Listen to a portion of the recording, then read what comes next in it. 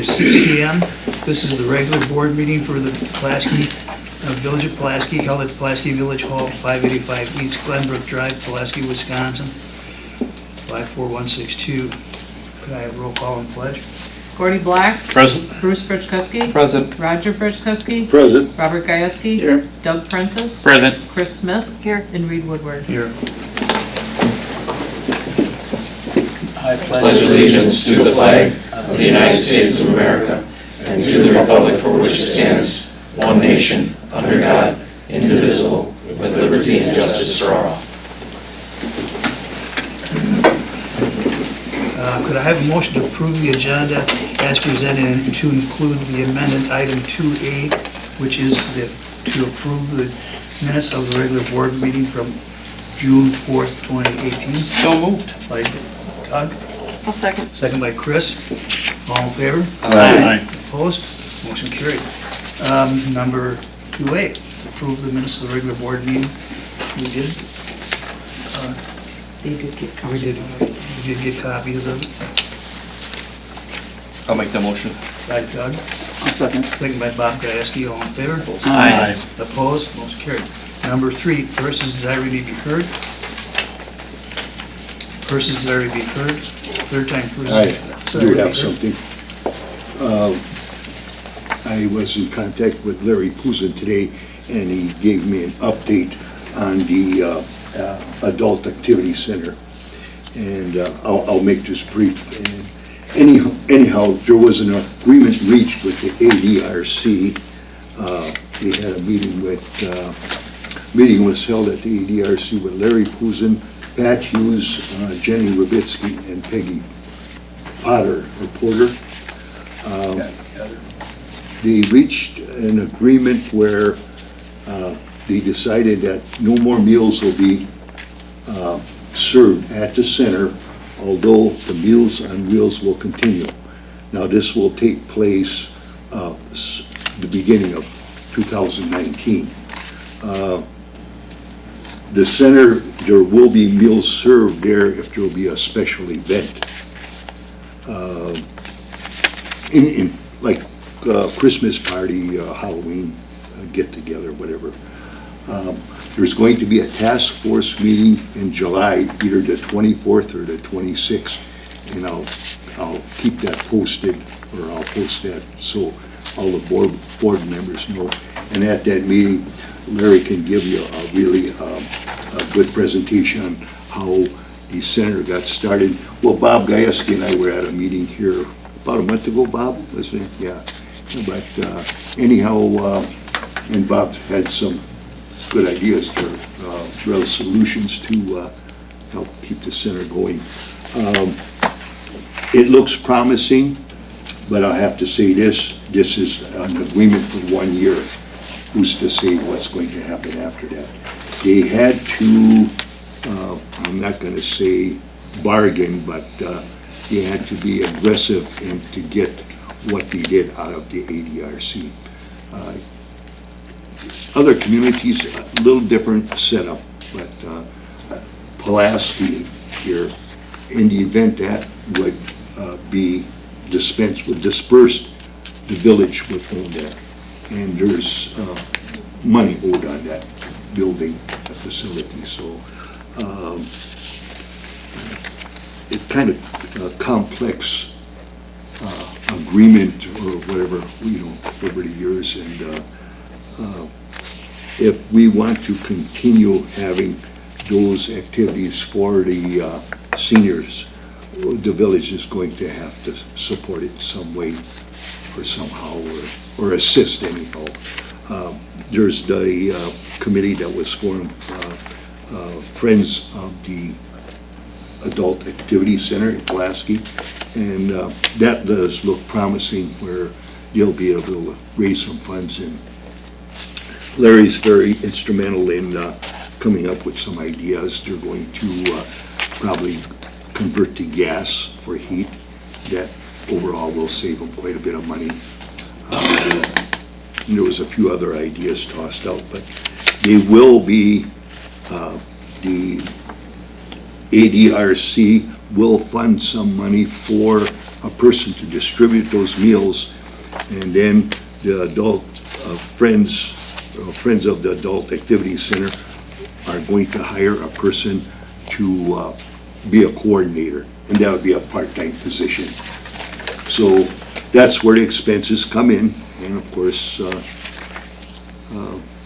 maintaining the building, what have you. So I will let you folks know when it'll be a final meeting of the task force, and it'll be very informative, I can guarantee you that. So that's all I have for that. And then there was, here. In May, we had a committee of the whole meeting, and we discussed policy to have an alternate board member for the Labor Negotiation Committee, and we never pursued that. So I would like to bring that to the board and suggest that our next COW meeting, we discuss that, so we can put it on the agenda for our regular meeting. So that's all I have. Thank you. Committee reports, committee poll on June 18th, 2018. There's really nothing that needs to be acted on as a result of that meeting. It's been part of your packet.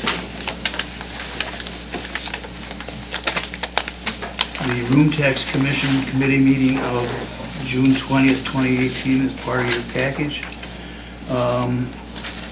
There's no votes necessary from this. There was a motion by Bruce and seconded by Elmore to approve an invoice 2988677 for Lamar billboards for the Polka Days advertising, expanding their advertising. Is that correct the way you say it? Yeah, yeah. And the committee decided to approve that invoice because it fell within the parameters of what Correct. the room tax is trying to do to expand the interest of Polka Days. There was also a request for payment for brochures, but that's something they've always done to get tests. There wasn't enough new that part to warrant There's- falling under the guidelines that we have to follow. There's Am I correct? hopefully going to be some further discussion with the Polka Day people to kind of get them to think out of the box to advertise, out of the area. So there's monies to do that. So just got to get that discussion so they understand that. Yeah, because there's very strict statutory guidelines on how Right. that the room tax people can spend money, and most of it has to be to bring in new territory. Yep, It's the exactly. easiest way to justify the expenses. Anything else you want to say about that meeting? We're going to start to have a meeting, I think July 26th, to start talking about the car show that the Optimus is going to put on with the help of Al at the plaza. So we'll get that part of it rolling too. Thursday night is really going to help with that car show, I think. Yeah, it's been some good feedback from your Thursdays already, so it's been good. So progress is being made. Next, thank you. Planning and Zoning Commission of June 20th. Informational only, the approval of the site plan and design review for an 8-unit apartment complex located at VP 1840, contingent upon state-approved plans and meeting all the local, state, and federal requirements and obtaining building permit within the village of Pulaski. Property owner is ALM Enterprises LLC, 2203 South Webster Avenue, Green Bay, Wisconsin 54301. The applicant is Robert E. Lee and Associates, Brad Tremmel, 1250 Centennial Center Boulevard, Hobart, Wisconsin 54155. This is a 8-unit, 55 and older, and they're probably going to start the basement probably after Polka's 80s, I guess, and hope to have it move in by around November. And again, this information will only approve of site design and review of an apartment development, 2 12-unit buildings and 4 16-unit buildings on a 10.37 acre parcel located at VP 1862, contingent upon state approved plans and meeting all other local, state, and federal requirements, and obtaining the building permit within the village of Pulaski.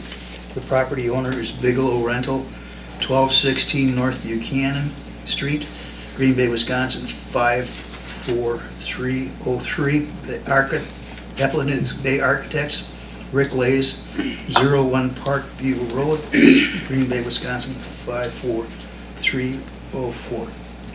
And they're planning on building these 2 at a time. When the 2 start to get filled up, they'll start 2 more, and that's how that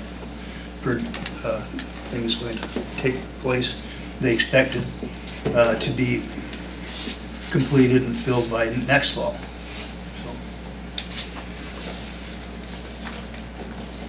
The first one is, I am assuming, on Cashmere Street?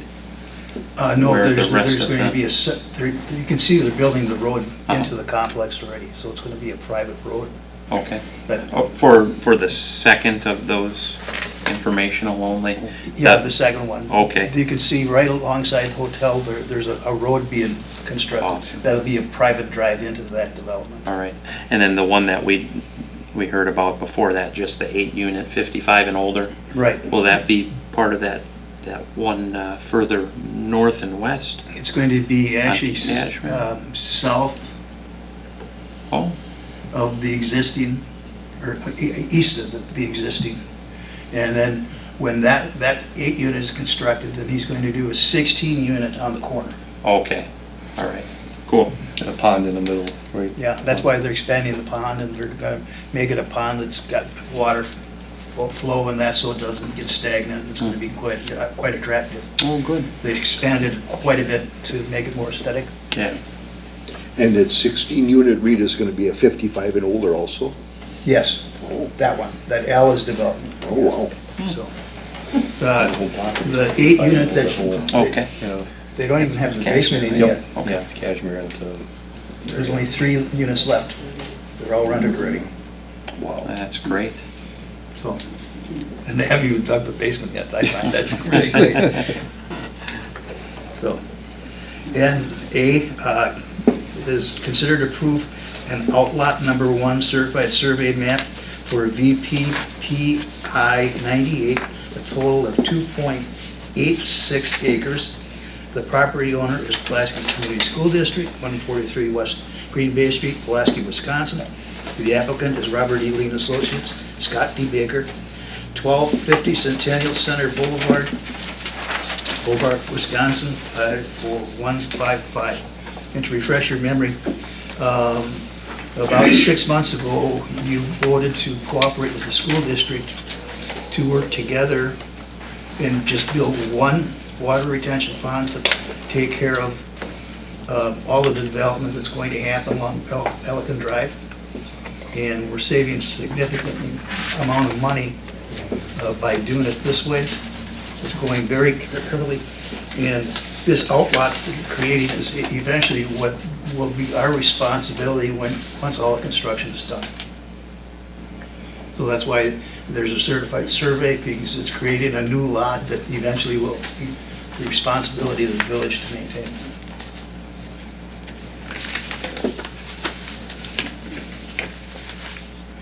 And I need a motion. I'll make the motion to approve. Thank you, Gordon. I'll second. Doug, all in favor? Aye. Opposed? Motion carried. The NEW Paramedic Rescue on June 25th. I'm sorry I didn't get the package to get to Karen in a timely manner. It's just, I had too many conflicts that day. I couldn't, I got the information from the meeting, but I was not at it, so I'll have to share that with you when we get to the committee of the whole later on this month.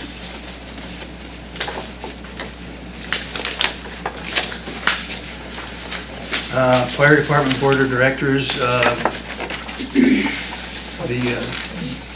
There was no votes taken, there was just a status report. And again, we'll give you that information for the call meeting. That's not what we I got. think we got, Oh, that's a status report, yeah, that's the report that I got. I did get it together. One thing I would like to ask, well, Mark said he'd interject and help me out with this.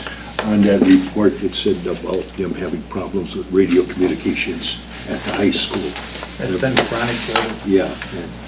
Mark, do you have any updates on that? Well, yes and no. I mean, this has been going on since 2013, that I've been involved in the negotiations, and the biggest problem with it, Roger, was the funding. It's about $30,000 or plus to get what they call a BDA, which is a bidirectional amplifier installed within the school. Okay. And the two schools at risk right now is the high school and the middle school. And the reason why you don't have radio communication when you go inside is because of the type of construction. It's very similar to a hospital or a Yeah. jail, where it's a lot of cement, the reflective windows, locations. Yeah. It'll penetrate only through the outside couple of rooms, and that's it. We do have a solution to that we came up with, working with the communications people, and it's ATAC 91D. It doesn't mean anything to you, but what it means to me is that if I take and I have my people go in for a type of a SWAT call, I can communicate as long as I'm in a parking lot and I can talk to them, but then I have to relay the information to dispatch, which is it's not safe.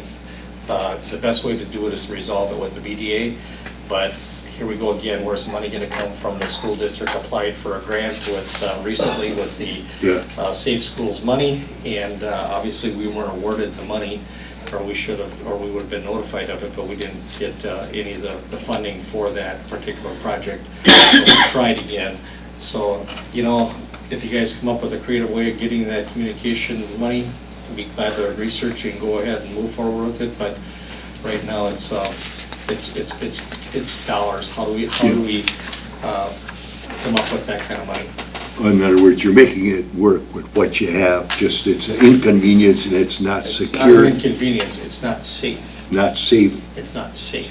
not Because we safe. could lose a firefighter, we could lose EMS personnel or police, being Okay. one of the three, if we have a situation that would develop. But we're not the only ones out there. Hospitals have the same problem, just that they're a little different, than they're able to purchase the BDA for particular areas, ERs, or Oh, particular yeah. areas of the hospital, and they're able to cope with it, but we don't have that funding source that they do. Didn't I read in the paper that there's like 50 million or a number of millions of dollars that they have not spent for that safe school stuff? We submitted a heck of a document, Bob, to the state on that. It took us several meetings, and Pat Fullerton, one of the principals, spent a tremendous amount of time creating a document and submitting it, but we did not receive any notification. If they did only part of the grant, I do not know at the state level what they did with it, but we were not included in that funding source. If we'd received, some of that money, then we could have maybe figured out between the school district, us, fire department, rescue squad, where that money, could come from. But at this point in time, I think they're as tight as we are with money, and it's obviously not something that Okay. we're going to be able to come up with. I do know that a lot of that funding is for a lot of the safety features that our schools already have because of the upgrades that we've done over the years.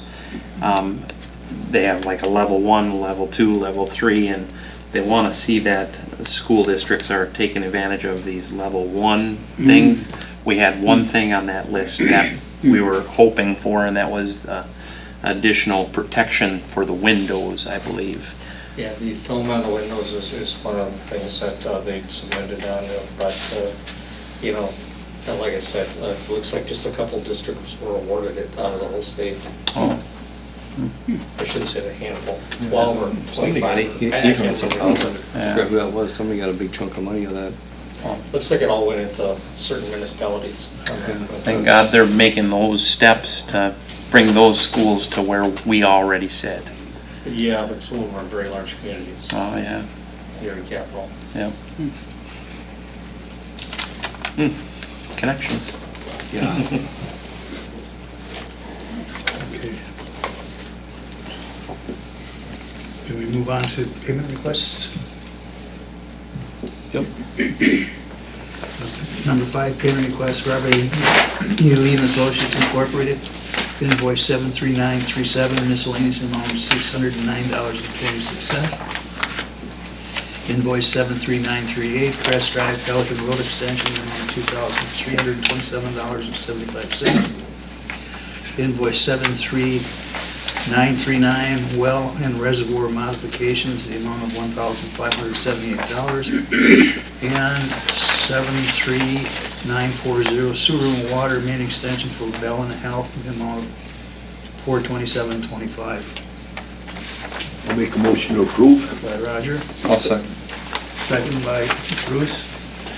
All in favor? Aye. Opposed? Motion carried. Number 6, payment request, Tri-County Fire Department Incorporated, third quarter, 7/1 of 18 to 9/30 of 18. Operating fund, the 675 in the amount of $19,356.33. And invoice 675 vehicle fund in the amount of $3,015. So moved. Bruce, Second. Bob, Gieske, all in favor? Aye. Opposed? Motion carried. Number 7, to consider approving and adopt resolution 1201-18, resolution authorizing and approving sewer backflow preventer valve utility use agreement for residential property at 208 Wimble Way.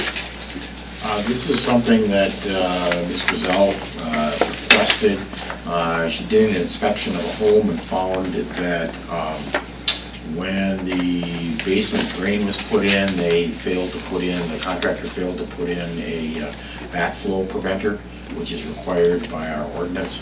And they looked at what it would cost to put one in, and apparently they have to take a big chunk of the basement floor and a bunch of other things, and cut a hole in the wall to get the equipment in and those kinds of things. So she proposed, they proposed that The property owner. yeah, that there be an agreement that the property, that if there is ever any sewer damage, that the from a sewer backup, that they would hold the village harmless, and they would assume all liability for any damage that occurred, and that would apply to all future owners of the house. So this would get recorded as a lien against the property, and be noticed to all future property owners of that property.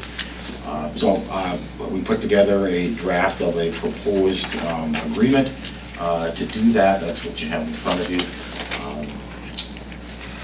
I guess that's what it is. We're just covering our back.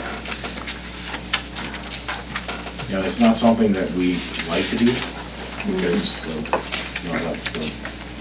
regulations are there for a purpose, to protect the property owner, but Ms. Gazelle, Bobby, reviewed the proposals to correct it, and it was pretty substantial to rip up the basement floor and reinstall the drain and put the stuff in. So they proposed this. It's only about $100 part, but Yeah, To get to it, or to get but to a the... $35,000 cost to get to it.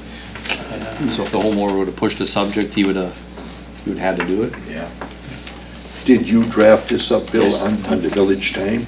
yes. Yeah. Were they charged for it? I have no idea. You have no idea. Well, rightfully so, I think. Bill's time should be paid for through the village. I mean, Through you know what I'm saying. I was through the resident? Yeah, the resident owners should- are, yeah. should actually be billed for that. I don't know, that's just my opinion here, but I would agree with that opinion. you do? I do. Oh, you do? Oh. the village didn't do anything wrong. Yeah. But, without this agreement, we wouldn't allow an occupancy. That's true, yeah. Without an occupancy, we probably won't get a taxes.